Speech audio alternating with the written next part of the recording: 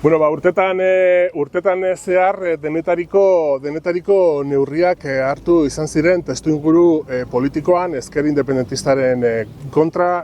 Gogoratzen alditugu excepzioko neurriak, adibidez antiterrorista legedi guztiak, alderdien ilegalizazioa, eta baita ere pakete horretan baimen zabala eman zen, hain zuzen, tortura, tratu txarrak erabiltzeko motibazio politikoengatik izandako atxiloketetan, atxilotuei, ez?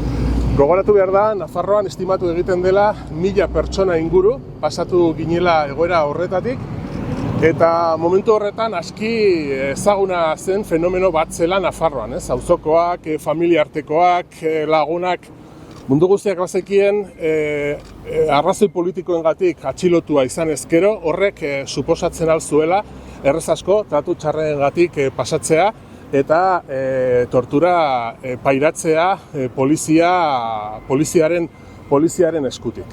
Beraz, gogoratu nahi dut hau zeren urtetan, hainbat alderdi politikok, hainbat mediok ere bai, ukatu egin dute torturaren existentzia bera fenomeno politiko bezala, ez?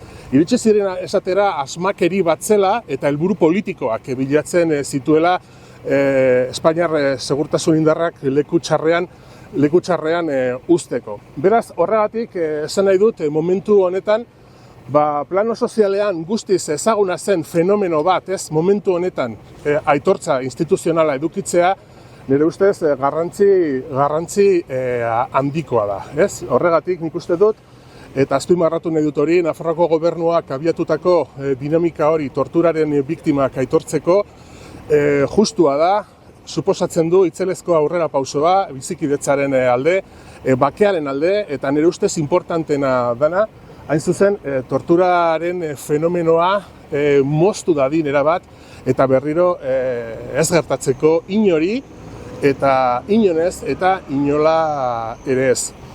Horrekin batera eta bukatzeko idei bat jarri nahiko nuke mahai gainean ere bai, ez? Urtetan, tortura pairatutako pertsonek ondorio latzak pairatu behar izan dituzte ere bai.